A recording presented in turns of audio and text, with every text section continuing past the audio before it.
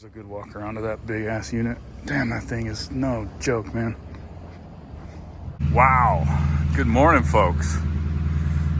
Clear blue skies, the sun's coming up. Minus 13 degrees out here. It's the coldest I've probably ever seen it in Utah that I can recall.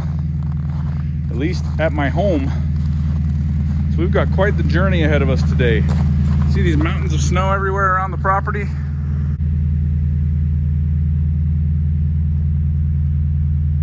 Some spots it's 10 feet high, right here.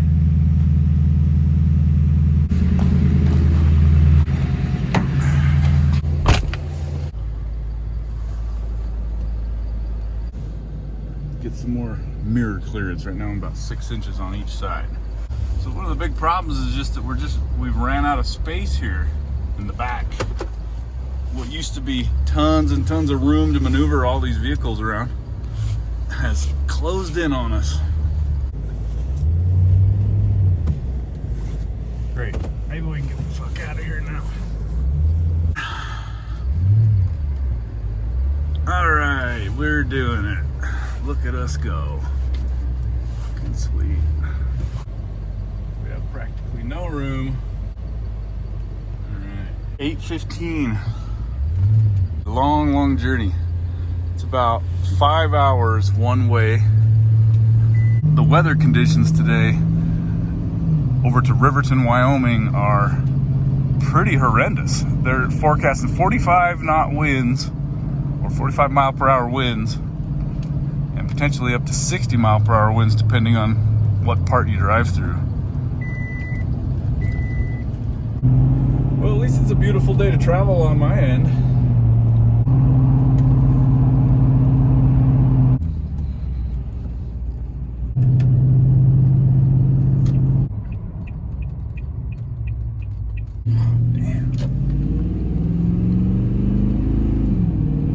Going with a rear-mounted 3-point hitch snowblower. We're going to get the Frontier SB1164, 64 inches, driven by the rear PTO, so it should have quite a bit of power for that. And we're headed to Riverton, Wyoming to pick it up. The Google Maps was showing that that route was partially closed, but I did a lot of research last night to try to figure out if it was, and it seems like it's open now. So I did throw the chains on here.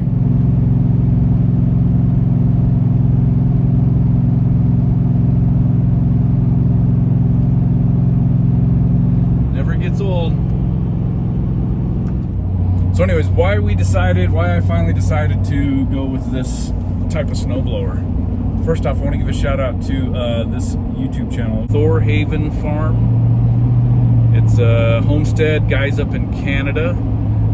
A couple up in Canada, and I discovered them through the recent research of this snowblower, and then stumbling onto the rest of his page, his YouTube page. He's got tons and tons of excellent, useful information and entertaining videos. Awesome guy. But because of his video showing him attaching it to his 2032 tractor, essentially the same as mine, just a little less horsepower. That's what helped me decide, you know what? I'm gonna go with the rear mount, because on his farm he's got a bunch of Scottish Highland cows, which I'd like to have those as well, along with our Welsh Highland mountain sheep. So having the ability to use forks and hay bale forks through the winter while I'm tending to the flock of animals, it's just going to be absolutely necessary, versus having a front mounted snowblower that takes, half a day to take off and put on. Maybe not quite half a day, but takes a bit of time to take off and put on. So I was on the fence about either or, and I think watching his videos really helped me solidify my decision to go this route, and hopefully I don't regret it. I think I'll be happy with it. The major downside is you got to be turned around sideways, but I think you don't have to be staring back, turning back around, watching it the whole time, you know, just while you're turning and stuff. So you can get it straightened up. I'm probably gonna end up having to put some mirrors and shit on so I can keep an eye on stuff. But you know, I'm just 43 years old now, and my back isn't giving me too much problems yet, so hopefully this doesn't cause it to start doing that. But at some point down the road, I'm sure I'll have an enclosed cab and a different snowblower arrangement. But for now, I think it's the best solution for us. And the reason I was thinking about going with a front mount, besides the convenience of just not having to turn around, is that, you know, you can see where you're going everywhere. And, you know, I spend all this money for the R model that has all the 2838R model that has all the bells and whistles to include a mid-mount PTO. You know, most of these tractors don't have a mid-mount PTO.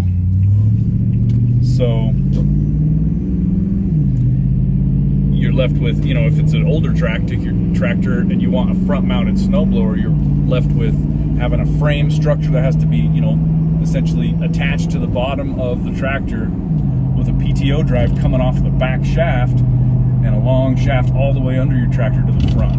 So it's kind of like, man, I spent all this money for a mid-mount PTO on an R model. I probably should buy a fancy-ass front-mounted snowblower to go along with that to actually get some use out of that. And it's just not in the works. It's just not going to work out that way. So that said, as of now, I don't even have any use for the mid-mount PTO because I don't intend to buy a deck mower for it. Maybe one day down the road, if I start doing more work for people or something like that, I'll decide to put a deck mower on there. But whatever, no big deal, no big loss. There's plenty of other features that the R model adds besides the mid-mount PTO. Now, one consideration for the front mount is that you got to think about from the front tires to the forward edge of that front-mounted snowblower is probably, I don't know, 6 feet, maybe more.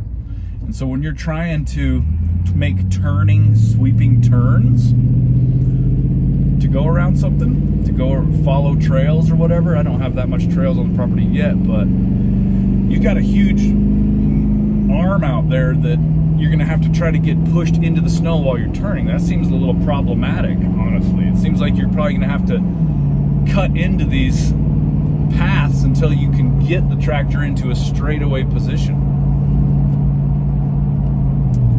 Versus, I do think that by having the rear-mounted snowblower, it sticks way back there a lot too, off the rear. Maybe as far, maybe not quite as far. But the beauty is by turning the front wheels, you know, you're kind of pivoting around the rear tires, and hopefully maybe able to kind of steer that snowblower around corners a little easier. I just think it won't struggle as hard to bite into, and we're talking only when you're dealing with super deep snow, right? If it's just a foot to 2 feet of light fluffy snow, it's probably not going to matter. You know, you can, even with the front mount, you can just steer to the left or right and it'll just scooch across there and keep blowing the snow out. But if you're trying to cut paths out of deep snow that's already set in well, I'm kind of thinking that the rear steering from the front while you're driving to the rear will be a benefit. So we'll put that to the test. We'll find out. A snow sundog. Look at that, man. I haven't seen sundogs like that since Alaska. I know I probably talk about Alaska a lot, but it was a big part of my life and I miss it up there a lot. And there are some extreme conditions that you live with up there.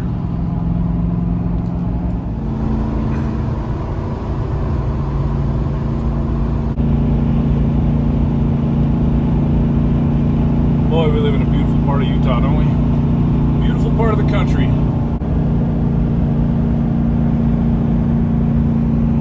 Just got off the phone with Will over here at Stoats in Riverton, Wyoming. He's gonna pull the unit into the shop and have it start thawing out.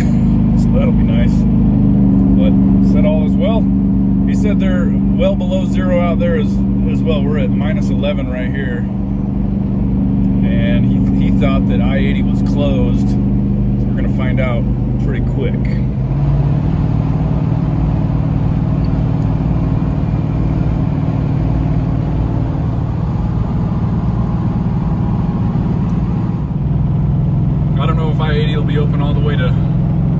either all the way to Rock Springs or not, but if not, there's probably going to be a lot of traffic on the back road. And if I-80 is closed, then the back road ain't going to be very good to travel on either. So this is going to turn in, this has the potential to turn into quite the adventure, to be honest.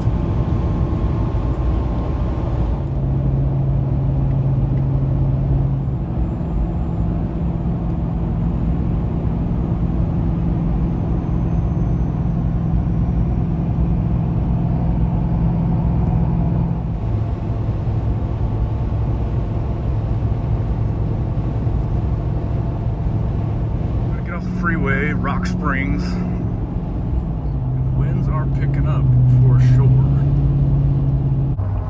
Still about 2 hours out. We're getting there.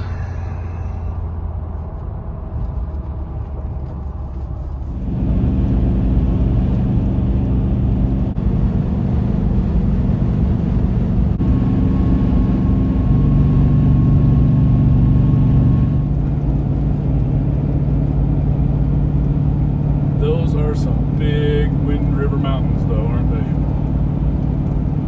You get above tree line and it's just like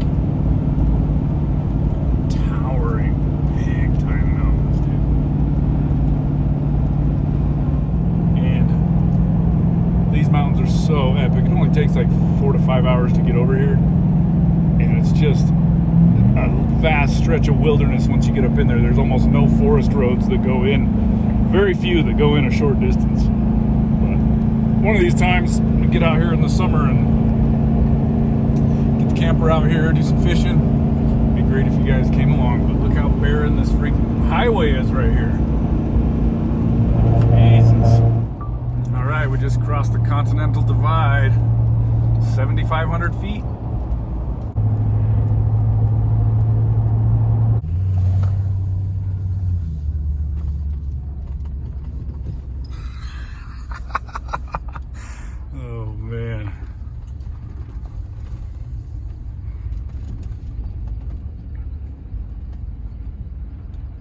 South Pass. Oh yeah. This place blows. Literally.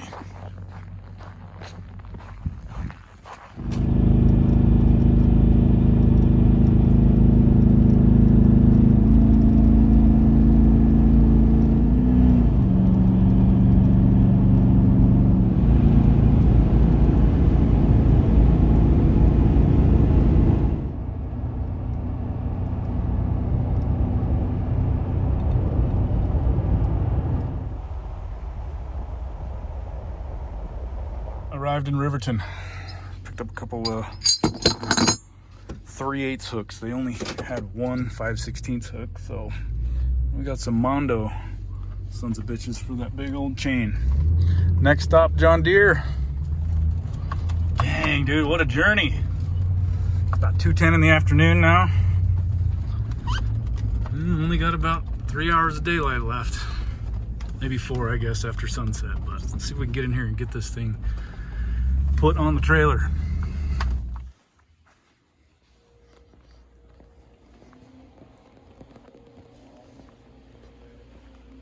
Dang, dude, all the toys and swag you could ever handle. Which one of these am I gonna go home with?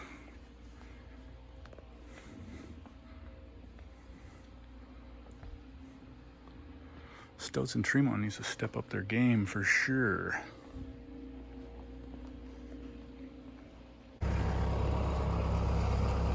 Sweet.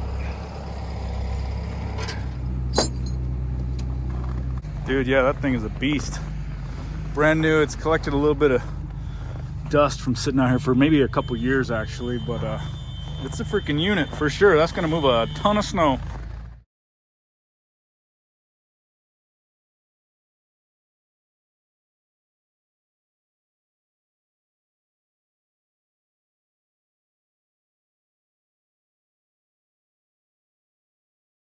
Got a happy farmer here. Wannabe farmer.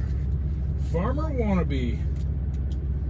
I gotta be honest, that thing, 64 inches, the whole unit altogether overall is just way bigger than I thought it was. Way bigger. It's freaking massive, dude. It's huge. Take one good look at it. Quick walk around, make sure everything's tightened up nice. Lights are on, safety chains, pin.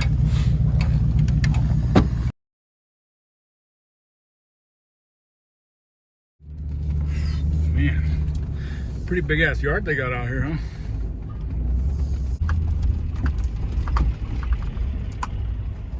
There's a little old guy.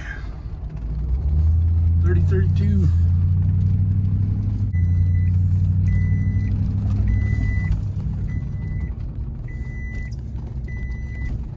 I'd like to tell my truck that, you know what, I'll let you know when I'm gonna put my seatbelt on. You just don't worry about it.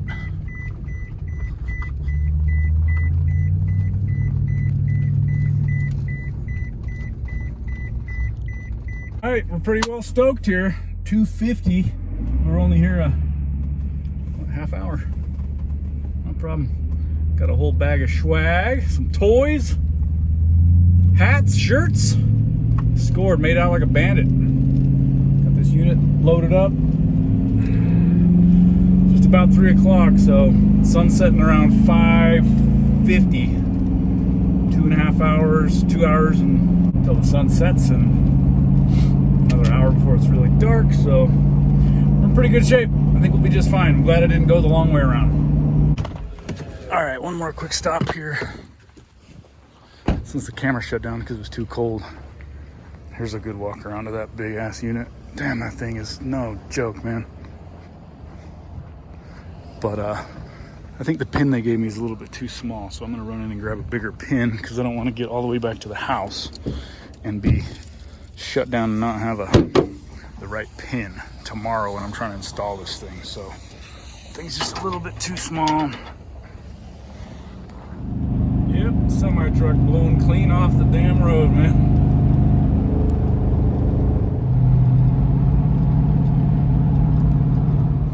We're just about through South Pass though, which is really the only harsh conditions, harsh parts of this journey. Should be pretty much home free after that. Look at this badass little unit, huh? How about that? Look at that. Sick. We gotta talk Matt into hooking me up with some of these ag bros out there. Maybe go operate some of this heavy equipment. It would be a hoot. It would be a lot of fun.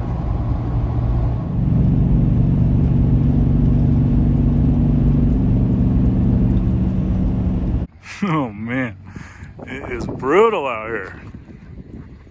That's a big damn snowblower. It's half as big as the Tundra.